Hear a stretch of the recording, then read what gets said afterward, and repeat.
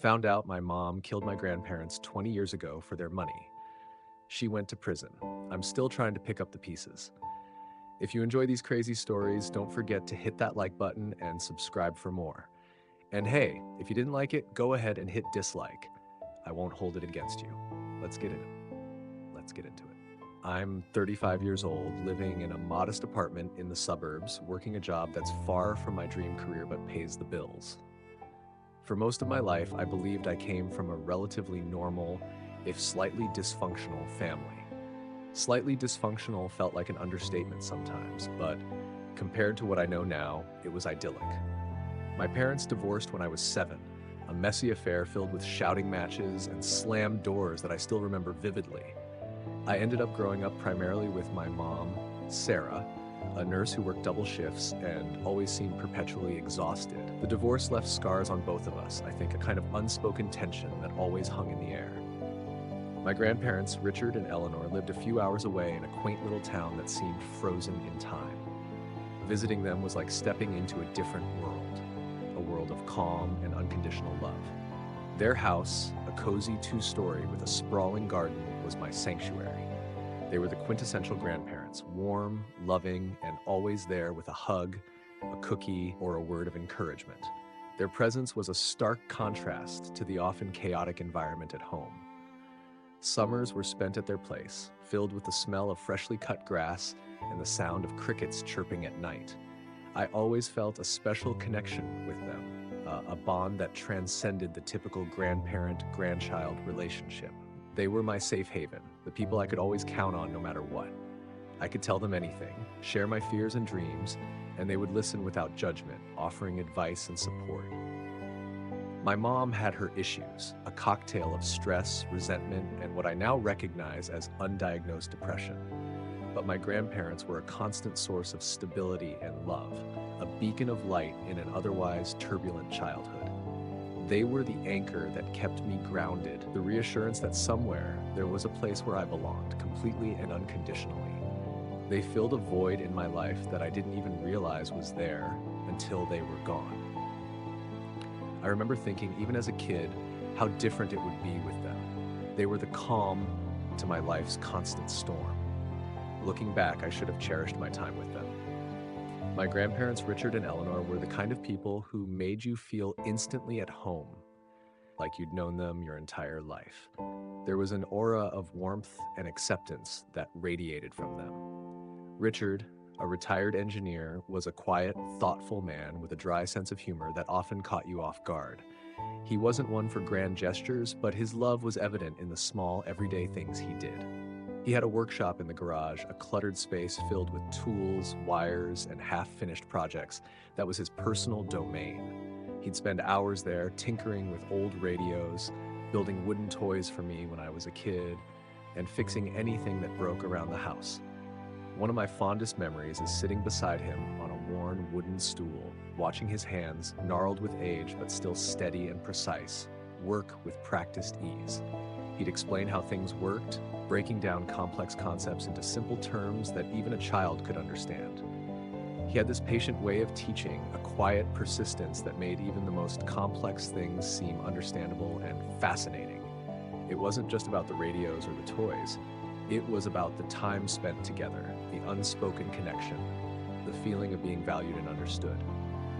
Eleanor was the heart of the family, the vibrant, energetic counterpoint to Richard's quiet reserve. A former school teacher, she had a knack for making everyone feel special, seen, and loved. She was an amazing cook, and her kitchen always smelled of freshly baked bread, cinnamon rolls, and her signature apple pie, the recipe for which was a closely guarded family secret. She had this infectious laugh that could fill a room, a genuine, hearty sound that made you feel instantly happy. She always knew how to make me smile, even when I was feeling down, with a silly joke, a warm hug, or a plate of her famous cookies. I remember one time, I was about 8, and I fell off my bike and scraped my knee badly. It was bleeding and throbbing, and I was inconsolable. She calmly cleaned me up, her touch gentle and reassuring, put on a colorful bandage with cartoon characters, and then ushered me into the kitchen. She made me my favorite chocolate chip cookies, telling me stories about her own childhood mishaps until I forgot all about the pain. It wasn't just the cookies, it was her presence, her ability to make everything seem okay, that healed me. They weren't rich by any means, but they were comfortable, living a life that seemed rich in ways that mattered. Richard had a good pension from his years as an engineer, and they owned their house outright, a modest but well-maintained home filled with memories. They lived a simple, happy life, content with what they had, and I always admired their contentment and the deep, unwavering love they had for each other. They were the epitome of what a loving couple should be, always holding hands, sharing knowing glances, supporting each other through thick and thin, through sickness and health, just like their vows said. They showed me what true partnership looked like, a bond built on mutual respect, affection, and a shared history. I aspired to have a relationship like theirs someday. It was the gold standard. When I was 15, my world turned upside down, shattered into a million irreparable pieces. My grandparents died within a week of each other, a double blow that left me reeling in shock and grief. It was like a scene from a tragic play, too unreal to be happening to my family. Richard had a massive heart attack, sudden and unexpected, while working in his garden. He was rushed to the hospital, but there was nothing they could do. He was gone before I even had a chance to say goodbye. Eleanor, who had been diagnosed with early-stage Alzheimer's a year earlier, deteriorated rapidly afterward. The doctor said it was the grief that the loss of her beloved Richard had accelerated her decline. She became withdrawn, confused, and lost in her own world. She stopped eating, stopped recognizing me, and seemed to fade away before our eyes. Within a week of Richard's death, she passed away peacefully in her sleep, or so we thought at the time. The official cause was listed as complications from Alzheimer's, exacerbated by grief. It was a devastating blow to our family, a double tragedy that left us all numb with disbelief. The grief was overwhelming, a heavy, suffocating blanket that seemed to smother us all. Especially for my mom, who was their only child, the loss was almost unbearable. She had always been close to her parents, and their sudden deaths left a gaping hole in her life. At the time, it seemed like a tragic coincidence, a cruel, inexplicable twist of fate. Richard's heart attack was sudden, but he was in his late 70s, so it wasn't entirely unexpected given his age. Eleanor's rapid decline was attributed to her grief and her pre-existing condition, a logical explanation that everyone accepted, even if it didn't ease the pain. The family was in shock, and there was a whirlwind of funeral arrangements, memorial services, grief counseling sessions, and the daunting task of trying to make sense of it all, to find some semblance of order in the chaos. My mom was distraught, a shadow of her former self, but she was also the one who had to handle everything. She was the executor of their will, and she took care of all the legal and financial matters, the endless paperwork, the phone calls, the meetings with lawyers and accountants. I remember her being incredibly stressed and overwhelmed, her face etched with worry lines, her eyes red and swollen from crying. But she seemed to be coping as best as she could, driven by a sense of duty and a need to maintain some semblance of control in the face of unimaginable loss. There were whispers and sympathetic looks from relatives, hushed conversations in corners, but everyone chalked it up to the immense grief and responsibility she was shouldering, the burden of being the sole survivor of her immediate family. The double funeral was heart-wrenching. I held it together somehow. Before the discovery that shattered my world, my relationship with my mom was complicated, to say the least. It was a tangled web of love, resentment, dependence, and a constant underlying tension. She was always a bit distant, emotionally unavailable, a closed book that I could never quite decipher. After my parents' divorce, she became even more withdrawn, retreating further into herself, building walls that I couldn't seem to scale. She worked long hours as a nurse, a demanding and stressful job that left her physically and emotionally drained. And I don't blame her for that. Nursing is tough. When she was home, she was often tired and irritable, quick to snap at me for the smallest things. We had our moments, brief flashes of connection, a shared laugh, a hug, a rare moment of vulnerability. But those moments were fleeting, quickly overshadowed by the prevailing atmosphere of tension, a sense of something unsaid, some unspoken resentment that hung between us like a thick fog. It felt like we were constantly walking on eggshells around each other, afraid to say the wrong thing, to trigger an argument or a withdrawal. After my grandparents died, she seemed to change even more, undergoing a subtle but noticeable transformation. She became more controlling, more anxious, more preoccupied with money and security. She would often make comments about how difficult her life was, how much she had sacrificed for me, how she had given up everything to raise me on her own. These comments were often laced with a hint of bitterness, a sense of martyrdom that made me feel guilty and inadequate. There were times when she'd talk about my grandparents, but it was always with a strange mix of sadness and resentment, a conflicted emotional cocktail that I couldn't quite understand. I remember once she said, "They left me with nothing but burdens," which I thought was an odd and unfair thing to say at the time, given that they had always been so loving and supportive. But I chalked it up to her grief, to the overwhelming pain of losing both parents in such a short span of time. I tried to be understanding, to be patient, but it was difficult to navigate her shifting moods and unpredictable behavior. There were also moments of unusual behavior that, in retrospect, seemed like red flags. She was always meticulous about money, careful with her spending, but after my grandparents' death, she became almost obsessive. She would track every penny, scrutinize every bill, and any unexpected expense would send her into a panic. I remember her selling off some of my grandparents' belongings, things that I thought had sentimental value, antiques, jewelry, even some of Richard's tools. When I asked her about it, she snapped at me, saying she needed the money, that I didn't understand the financial pressures she was under. It felt like a betrayal of their memory, a disregard for the things they had cherished. It created a rift between us, a growing sense of unease and distrust. I didn't voice my concerns, I was just a teen. I wish I did. Now 5, the discovery, expanded. The discovery happened about 6 months ago, a seemingly ordinary day that irrevocably altered the course of my life. I was helping my mom clean out her attic, a dusty, neglected space filled with cobwebs and forgotten relics of the past, something we hadn't done in years. It was a chore we had both been putting off, a task that felt overwhelming and emotionally charged. We were going through old boxes, sifting through dusty photo albums, childhood toys, and stacks of paperwork, a bittersweet journey through our shared history. I stumbled upon a locked metal box tucked away in a dark corner, hidden beneath a pile of old blankets. It was heavy, surprisingly so, and looked old, with a tarnished brass lock and scratches on its surface. It felt like something out of a movie, a hidden treasure waiting to be discovered. I asked my mom about it, my curiosity piqued, but she got flustered, her face turning pale, her voice suddenly strained.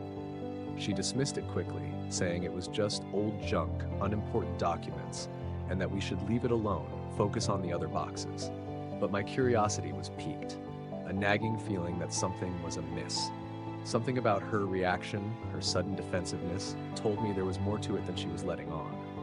It was a gut feeling, an intuition that I couldn't ignore. After some prodding, some gentle but persistent questioning, she reluctantly agreed to open it. She fumbled with the key, her hands shaking slightly, and finally the lock clicked open. Inside, there were stacks of documents neatly organized, old letters tied with faded ribbons, and a small leather-bound diary with a delicate gold clasp. The diary belonged to my grandmother, Eleanor. I started reading it, my heart pounding in my chest, a sense of foreboding washing over me.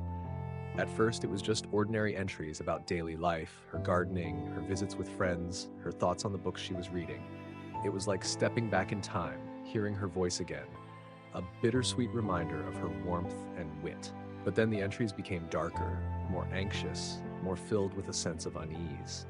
She wrote about her growing fears about her health, her increasing forgetfulness, the frustration and helplessness she felt as her mind began to betray her. She wrote about her worries about Richard's health, his occasional chest pains, his stubborn refusal to see a doctor. And then there were entries about my mom, Sarah. These entries were like a punch to the gut, a cold wave of dread washing over me. Eleanor wrote about how Sarah had been pressuring them for money, repeatedly, insistently, how she had been borrowing large sums and not paying them back, despite numerous promises. She wrote about the heated arguments they had, the tears, the pleading, about how Sarah had become increasingly aggressive and demanding, her tone bordering on threatening. The last few entries were chilling, filled with a palpable sense of fear and desperation. Eleanor wrote about being afraid of Sarah, about how she felt threatened and unsafe in her own home. She mentioned a specific conversation where Sarah had talked about making sure they were taken care of in a way that sent shivers down her spine, a phrase that seemed innocuous on the surface but carried a sinister undertone. The final entry, dated just a few days before Richard's heart attack, read, "I fear for our lives. Sarah is out of control. I don't know what to do. I feel trapped. I pray for a solution, but I see none." My hands were shaking uncontrollably as I read those words, my vision blurring with tears. I looked up at my mom, who had gone deathly pale, her eyes wide with a mixture of fear and guilt. The room was spinning, the air thick with unspoken accusations. I felt like I was going to be sick, my stomach churning, my head pounding. It was like a scene from a horror movie, a nightmare unfolding before my eyes, but it was real. It was my life, my family, my history, being shattered into a million pieces. The truth was staring me in the face, ugly and undeniable. I confronted my mom immediately, the diary clutched in my trembling hand, my voice raw with a mixture of anger, disbelief, and a profound sense of betrayal. I read her the excerpts from the diary, the damning words that painted a horrifying picture of her actions, my voice cracking with emotion. "What is this, Mom? What does this mean? Tell me this isn't true," I demanded, my voice rising in pitch, a desperate plea for her to deny it, to tell me it was all a misunderstanding, a figment of my grandmother's deteriorating mind. At first, she tried to deny it, to deflect, to minimize the significance of the diary entries. She said Eleanor was confused, that her Alzheimer's was making her paranoid, that she was imagining things, that she wasn't in her right mind. She tried to gaslight me, to make me question my own sanity, my own interpretation of the clear and damning evidence before me. But I pushed harder. I wouldn't let her off the hook. I showed her the financial records in the box, the meticulously documented evidence of large withdrawals from my grandparents' accounts, the dates corresponding to the diary entries, the letters where they pleaded with her to return the money, to stop taking advantage of them. The evidence was irrefutable, a mountain of proof that she couldn't deny. She broke down, collapsing onto a nearby chair, her body shaking with sobs, her face buried in her hands. It all came pouring out, a confession that shattered my world, a torrent of guilt, shame, and a twisted justification for her actions. She admitted that she had been in massive debt due to a gambling addiction, a secret she had kept hidden from everyone, a destructive habit that had spiraled out of control. She had been borrowing money from my grandparents, promising to pay it back, assuring them it was just a temporary setback, but she kept losing more and more, digging herself deeper into a hole she couldn't escape. When they finally cut her off, when they realized the extent of her deception and threatened to change their will, to disinherit her, she panicked. She felt trapped, desperate, like she had no other options. She confessed to tampering with Richard's heart medication, increasing his dosage to a lethal level, meticulously planning it to look like a natural heart attack. She claimed she hadn't meant to kill him, just to make him sick enough that they would have to rely on her, that she would be their caretaker, that she would have access to their finances again. It was a twisted, illogical plan fueled by desperation and a warped sense of entitlement. But it went too far. Her actions had irreversible consequences, and he died. Eleanor, already fragile, both physically and mentally, was devastated by the sudden loss of her husband, her partner of over 50 years. She spiraled quickly, her grief exacerbating her Alzheimer's, her will to live extinguished. My mom admitted to giving her an overdose of sleeping pills, a lethal cocktail mixed into her evening tea, making it look like she had died peacefully in her sleep, a mercy killing in the eyes of a grieving daughter. I was numb, paralyzed by the horror of her confession. I couldn't process what I was hearing, the words echoing in my ears, a monstrous reality that I couldn't escape. My own mother, the woman who had raised me, who I had loved and trusted, was a murderer. It was beyond comprehension, a betrayal so profound that it shattered my very sense of self, my understanding of the world. I felt a mix of rage, a burning, all-consuming fury that threatened to engulf me, betrayal, a deep, gut-wrenching sense of having been lied to my entire life, and a profound, overwhelming sadness. A grief so intense that it felt like a physical weight crushing me. I remember screaming at her, my voice hoarse and raw, asking her how she could do such a thing, how she could betray the people who loved her the most, the people who had always been there for her, for us. I demanded answers, explanations, anything that could make sense of this monstrous act. How could she live with herself? How could she look me in the eye, knowing what she had done? She cried, she sobbed uncontrollably, she begged for forgiveness, her words a jumbled mess of remorse and self-pity. She said she had been living with the guilt for years, that it had consumed her, that it was a constant torment, a living hell.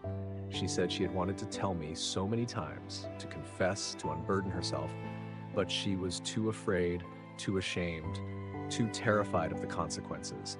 She claimed she had been desperate, trapped by her addiction, that she hadn't known what else to do, that she had felt like she was drowning in debt and despair. But none of it made sense. None of it justified her actions. None of it could bring back my grandparents, could erase the horrific truth of what she had done. Her excuses felt hollow, her remorse insufficient. The damage was done, the lives were lost, and the trust was irrevocably broken. I looked at her, this woman I had once admired, and saw a stranger, a monster disguised as my mother. The chasm between us was too vast, too deep to ever be bridged. After the initial shock, after the waves of grief and rage had subsided, I knew I had to do something. I couldn't live with this knowledge, with this dark, suffocating secret. It was a burden too heavy to bear, a truth that demanded to be revealed. I went to the police, my legs heavy, my heart pounding in my chest, and told them everything. I recounted the discovery in the attic, the diary entries, the financial records, my mother's confession. I handed over the box, the physical evidence of her crimes, a tangible representation of the betrayal that had shattered my life. At first, they were skeptical, understandably so. It was a 20-year-old cold case, a seemingly closed chapter in the past, and my mom had no criminal record, no history of violence, no outward indication of being capable of such a heinous act. She was a respected nurse, a seemingly ordinary woman, a pillar of the community, but the evidence I presented was compelling. The diary entries too detailed, too specific to be dismissed as the ramblings of a confused elderly woman. The financial records provided a clear and damning trail of deceit and theft. They reopened the investigation, a slow, meticulous process that felt agonizingly drawn out. They exhumed my grandparents' bodies, a grim and unsettling procedure that brought back all the pain and grief of their deaths. New autopsies were conducted, advanced forensic techniques employed to analyze tissue samples and toxicology reports. The results confirmed what I had suspected, what I had known in my gut. Richard had lethal levels of his heart medication in his system, far exceeding the prescribed dosage, and Eleanor had died from an overdose of sleeping pills, a combination that was clearly intentional. The case went to trial, and it was the hardest, most emotionally draining experience of my life. Seeing my mom in court, sitting in the defendant's box, her face pale and drawn, her eyes filled with a mixture of fear and resignation, was excruciating. Hearing the details of her crimes laid out in public, dissected by lawyers, scrutinized by the jury, was a constant torment. The media attention was intense, relentless. Our family's tragedy splashed across newspapers and television screens, our private pain exposed for the world to see. Old wounds were reopened, the grief and betrayal felt anew, amplified by the public scrutiny. The prosecution presented a strong case, meticulously building a narrative of greed, deception, and cold-blooded murder. They used the diary entries as a powerful testament to my grandmother's fear and desperation, the financial records as irrefutable proof of my mom's motive, and the new forensic evidence as the final, damning nail in the coffin. My testimony was crucial, a pivotal moment in the trial, and reliving those moments on the stand was agonizing, like ripping open a wound that had barely begun to heal. I had to recount the discovery, the confrontation, the emotional turmoil that followed, my voice trembling with emotion, my hands shaking as I held back tears. It felt like a betrayal of my mom, even though she had betrayed me and my grandparents in the most horrific way possible. My mom's defense team tried to argue that she was mentally unstable at the time, that her gambling addiction had driven her to desperation, that she was not in her right mind. They painted a picture of a woman overwhelmed by debt and pressure who had made terrible choices but didn't have the premeditated intent to kill. They called character witnesses, colleagues, and friends who testified to her kindness, her compassion, her dedication as a nurse. They tried to humanize her, to portray her as a victim of circumstance, a flawed individual who had made a tragic mistake. The trial lasted for weeks, an emotional roller coaster that left me drained and exhausted. Each day was a battle, a struggle to maintain my composure, to hold on to my sanity. There were moments when I felt a glimmer of hope that maybe, somehow she would be found not guilty, that this nightmare would be over, that I could somehow go back to the way things were before. But then the evidence would be presented again, the stark reality of her actions, the chilling details of her crimes, and the hope would evaporate, replaced by a crushing weight of despair. The moment of the verdict was surreal, a scene etched forever in my memory. The courtroom was silent, the air thick with anticipation, everyone holding their breath. The jury filed in, their faces somber, their expressions unreadable. The judge asked for the verdict, and the foreperson stood, his voice clear and steady, guilty on 2 counts of first-degree murder. I felt a mix of relief and devastation, a strange, conflicting combination of emotions. Justice was served, the truth had prevailed, but at what cost? My mom was sentenced to life in prison without the possibility of parole, a harsh but deserved punishment for her crimes.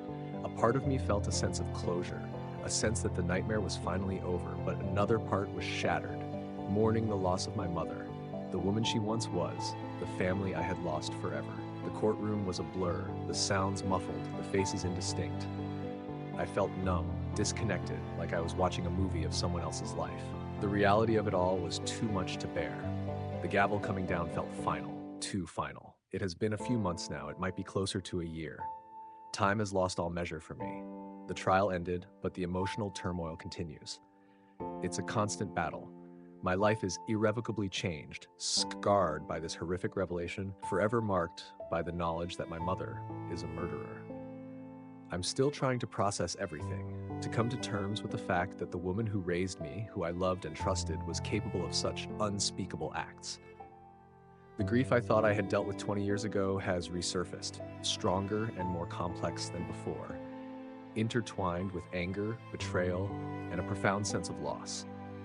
It's a grief not just for my grandparents, but for the mother I thought I knew, for the family I thought I had. I've been in therapy, intensive sessions multiple times a week, trying to untangle the web of emotions I feel, to make sense of the senseless. There's the overwhelming anger, a burning rage that simmers beneath the surface, threatening to explode at any moment. There's the betrayal, a deep, gut-wrenching wound that may never fully heal. The knowledge that the person I trusted most in the world had deceived me in the most profound way. There's the sadness, a pervasive, unrelenting grief that weighs me down, a constant reminder of what I've lost. And there's a strange, unsettling sense of loss for my mom, too.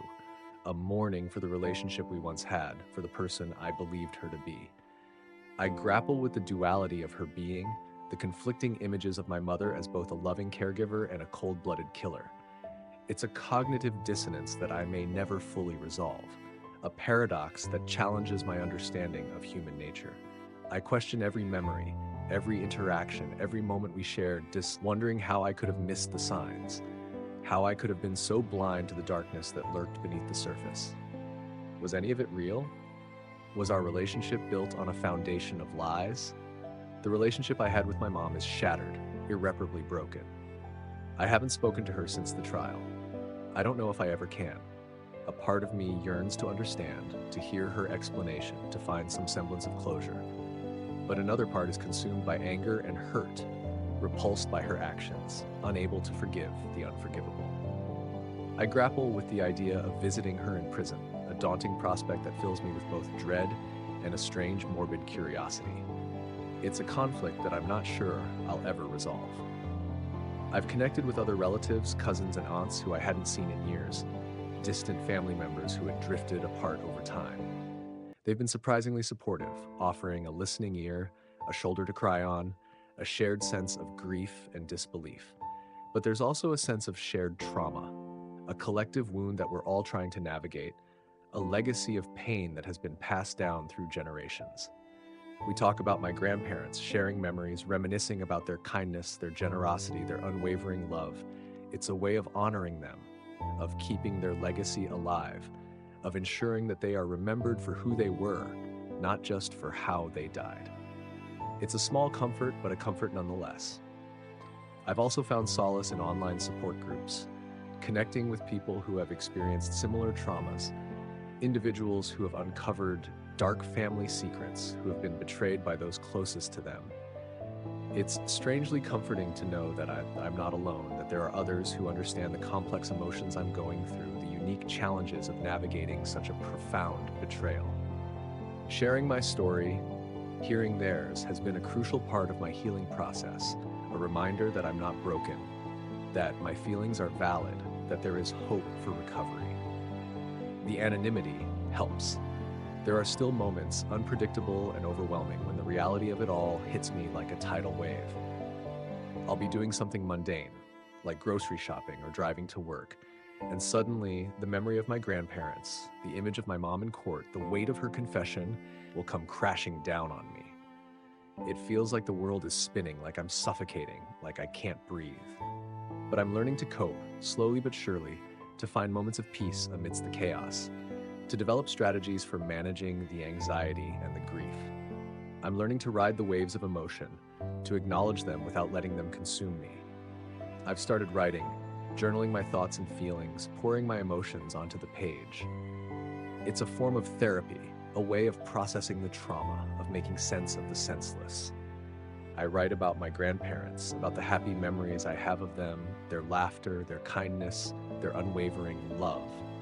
I write about my mom, trying to understand her actions, her motivations, even if I can never condone them. I try to reconcile the conflicting images of her, the loving mother and the ruthless killer. And I write about myself, about the journey of healing, the long and arduous road ahead, the challenges and the triumphs, the setbacks and the progress.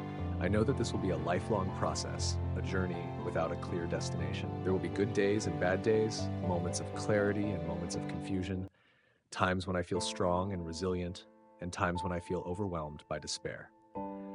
But I'm committed to finding a way forward, to building a life that is not defined by this tragedy, a life that is filled with meaning, purpose, and joy.